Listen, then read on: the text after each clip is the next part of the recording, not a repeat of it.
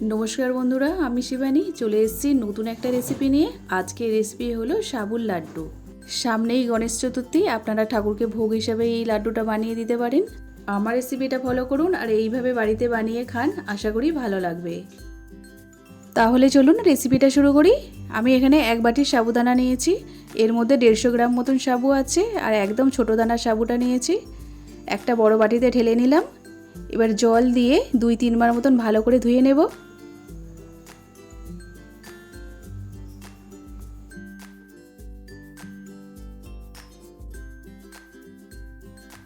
সাবুটা আমি 2 থেকে 3 বার ভালো করে ধুয়ে নিয়েছি। এবার এর মধ্যে দিয়ে দেব গরম জল। এর মধ্যে আমি জল দিয়ে দিলাম গরম জল। এমন জল দিতে হবে যে সাবুটা জলটা সোপ করে নিতে পারে, এর মধ্যে এক্সট্রা কোনো জল থাকবে না। এবার আমি এটা 1 থেকে 1.5 ঘন্টার মধ্যে চাপা দিয়ে রেখে দেব। এবার কয়েকটা কাজু আমি একটু ছোট ছোট করে কেটে নেব। 1 ঘন্টা পর আমি সাবুদানাটা খুলে দেখে নেব। দেখুন সাবুটা ফুলে ডবল হয়ে গেছে, যা সাবু ছিল তার থেকে ডবল হয়ে গেছে দেখুন ফুলে।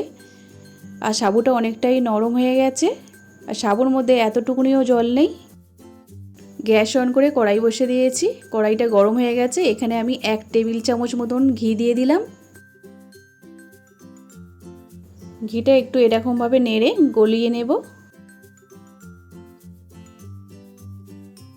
ঘিটা গলে গেছে, এবার আমি সাবুদানাগুলোর মধ্যে দিয়ে দেব। এবার আমি সাবুটা 2 থেকে 3 মিনিট মতন এইভাবে নাড়াচাড়া করে ভেজে নেব।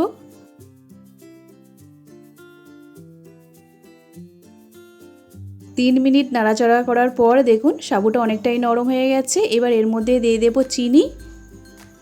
1 বাটি সাবুদানার জন্য আমি হাফ বাটি চিনি নিয়েছি, আর 3 থেকে 4টে আমি এলাচ ফাটিয়ে ওর মধ্যে দিয়ে দিলাম। এবার চিনি আর সাবু খুব ভালো করে মিশিয়ে পাক দিয়ে নেব। এইভাবে নাড়াচাড়া করে আমি পাকটা ভালোভাবে দিয়ে নেব।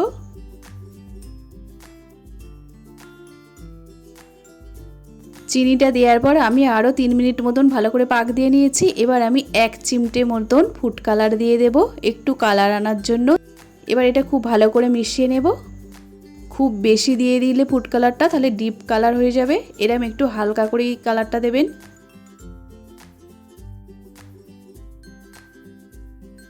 এবার আমি যে কাজু বাদামটা ছোটো ছোটো করে কুচি করে রেখেছিলাম, কাজু বাদামটা এর মধ্যে দিয়ে দেব, তাহলে খেতে কিন্তু আরও ভালো লাগবে।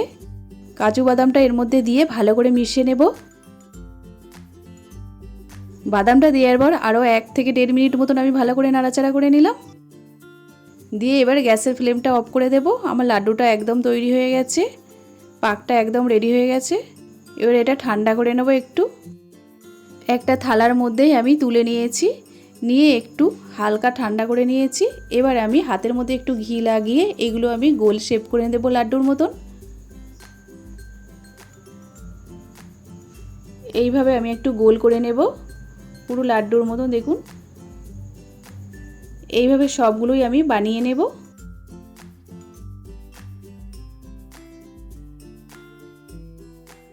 এইভাবে সব লাড্ডুগুলো আমি বানিয়ে নিয়েছি। আমার কাছে একটু পেস্তা বাদাম ছিল, আমি উপরে একটু কেটে ওর মধ্যে দিয়ে দিলাম।